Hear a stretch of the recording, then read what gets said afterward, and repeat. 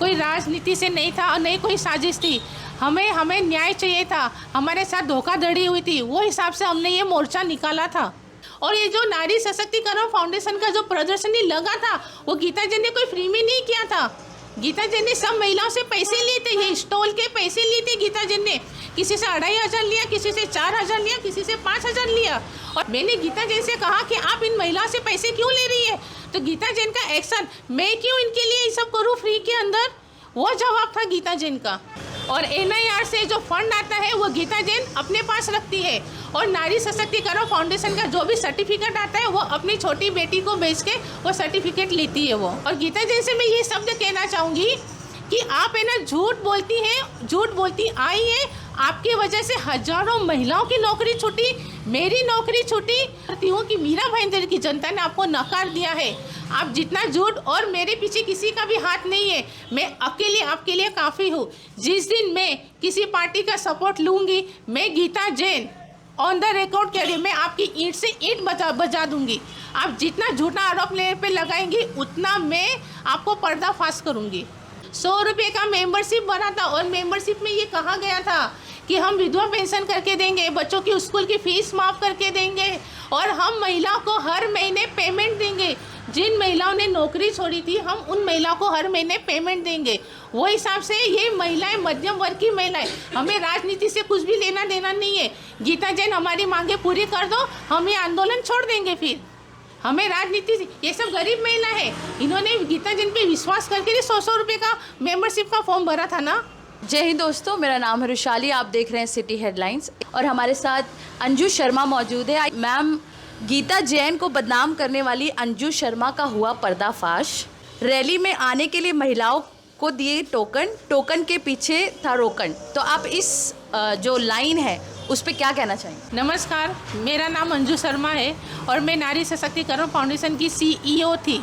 जब मैं आपकी संस्था में थी, जब मैंने अपनी महिलाओं को आपकी संस्था में जोड़ा, तो आपने क्या कहा था बड़े स्टाइल से, अंजू जी आपको सबका नाम कैसे बुलाएंगी आप, मैं आपको नंबर देती हूँ, वो नंबर से आप उनको बुलाइए, इसे टोकन नंबर कहते। ये टोकन शब्द आपने ही मुझे दिया था। और जब मैंने मोर्चा निकाला था, मेरे साथ जो महिलाएं आई थी, तो मैं क्या सब महिला को नाम से बुलाऊंगी? जैसे स्कूल में एक रोल नंबर होता है 1 2 3 4, तो उसी को टोकन नंबर कहते हैं। तो मैंने वो टोकन नंबर दिया था, जो कि मैंने पानी का और नाश्ते का बंदोबस्त किया था। कुछ ऐसे थे जिन्होंने मुझे सपोर्ट किया, नाश्ते का सपोर्ट किया और पानी का सपोर्ट किया।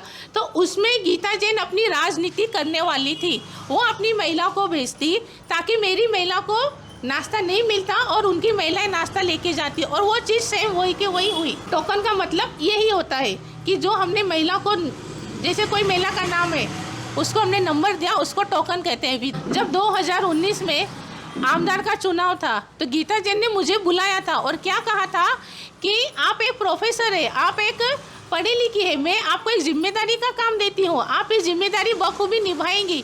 मेरा चुनाव आ रहा है और आप जहाँ जॉब करती है वो जॉब छोड़ के आप मेरे साथ इस चुनाव में काम करिए। मेरे को वो अच्छा लगा। फिर कहा कि मीरा भाईंदर में जितनी भी महिला है उनका नाम और मोबाइल नंबर आप लीजिए, और उनसे, मुझसे ये भी कहा गया था कि आप उनसे भी बोलिए नौकरी छोड़ने के लिए। मैंने कम से कम हजारों के ऊपर 7000 महिलाएं, मैंने उस समय 7000 महिलाओं का नाम मैंने गीता जैन को दिया। सारी की सारी महिलाओं ने नौकरी छोड़ा। मैं खुद एक प्रोफेसर हूँ, मैंने खुद नौकरी छोड़ा। कि आप ये कैसे जज कर सकते हो कि सामने वाले की परिस्थिति कैसी है? मेरी परिस्थिति बहुत अच्छी थी, मैं एक प्रोफेसर थी, मैं कॉलेज में पढ़ाती थी, मेरी जो हर महीने की इनकम आती थी उससे मेरा घर बहुत अच्छे से चलता था। पर जब से मैंने गीता जैन को ज्वाइन किया, गीता जैन ने मेरी नौकरी छुड़वाई। जब से मैंने गीता जैन को ज्वाइन किया, मेरी परिस्थिति खराब होती गई। गीता जैन जीतने के बाद जो उसने मुझसे वादा किया था कि मैं आपको पेमेंट दूंगी, उन्होंने 3.5 साल तक मुझे पेमेंट नहीं दिया। मैं मेरे बैंक से पैसा निकाल के और मैं खाती थी। इसी वजह से मेरी परिस्थिति डाउन होती गई। बदनाम गीता जैन कर रही है बदनाम। और मैं एक चीज़ ये भी कहना चाहूँगी, जो पत्रकार भाई साहब ने कहा था कि मेरे पीछे किस चाणक्य का हाथ है, तो मैं ये कहना चाहूँगी कि मेरे पीछे चाणक्य का हाथ है, और उसका हाथ है और उसका नाम है गीता जैन। गीता जैन के सिवा कोई चाणक्य नीति नहीं करता है मीरा भाईंदर में। वो झूठ बोलती है और झूठ से ही वो आमदार की कुर्सी पे जीती है। उस वीडियो में ये भी कहा जा रहा है कि आप आपके कान में आके किसी ने कुछ दो शब्द कहे और आप एक कठपुतली की तरह उन्हीं के शब्दों को दोहरा रही थी, तो आप उस बात पे क्या कहना चाहेंगे? जो शख्स मेरे कान में बोल रहा था वो मेरा बेटा है। आपने जो अपने न्यूज़ चैनल में डाला है, पहले आप उसकी सच्चाई तक जाइए, उसकी तय तक जाइए, उसके बाद ही आप अपनी न्यूज़ चैनल में ये डालिए ये शब्द। जो भी वीडियोस और आर्टिकल्स अंजू शर्मा के खिलाफ बताए जा रहे हैं कि उन्होंने पैसे लिए हैं, पैसे लेकर औरतों को उनके आंदोलन में बुलाया है, उसका अंजू शर्मा ने करारा जवाब दे दिया।